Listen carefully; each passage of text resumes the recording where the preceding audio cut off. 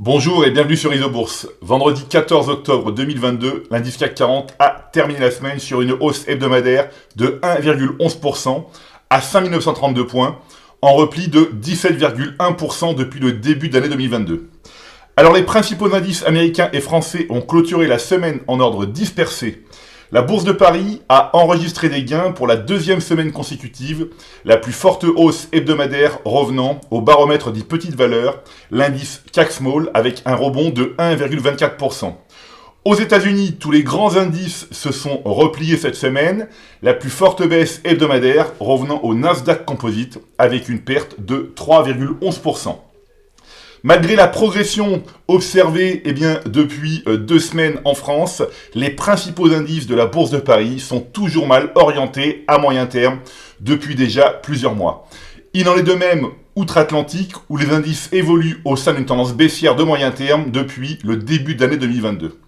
À court terme, il n'y a pas de changement par rapport à la semaine dernière. C'est également toujours la couleur rouge foncé qui domine sur les bourses de Paris et de New York.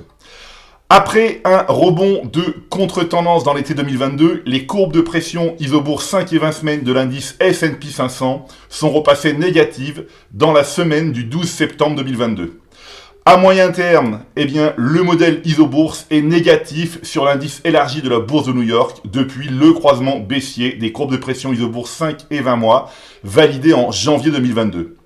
Je ne me lasse jamais de rappeler que quand la courbe de pression Isobourse 5 mois évolue au-dessous de la courbe 20 mois, nous savons que nous évoluons dans une phase de marché compliquée à moyen terme, mais nous ne connaissons ni l'amplitude ni la durée de l'instabilité.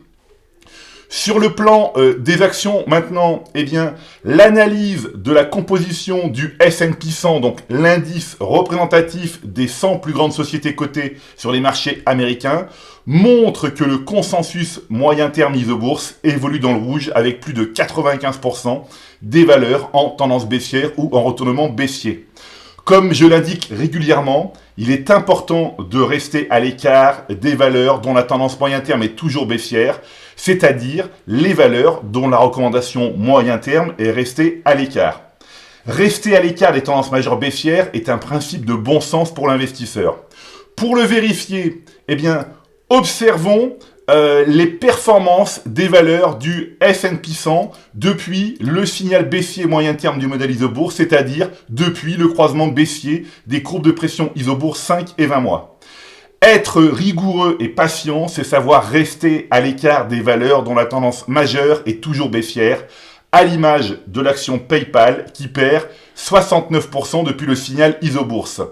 Alors, l'action PayPal a d'ailleurs terminé parmi les plus fortes baisses du S&P 100 cette semaine avec une perte de plus de 10%.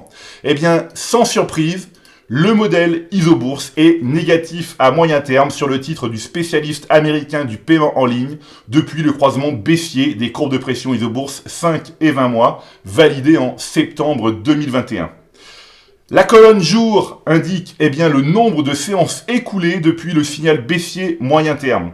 Cela fait 241 séances que Meta Platform, le propriétaire de Facebook, évolue en tendance baissière, notamment depuis le croisement baissier des courbes de pression Isobourse 5 et 20 mois, validé en octobre 2021. Voilà donc c'est maintenant à vous de faire le point de vos valeurs en portefeuille avec Isobourse. Je vous donne rendez-vous pour ma prochaine chronique et d'ici là, restez avec nous sur Isobourse.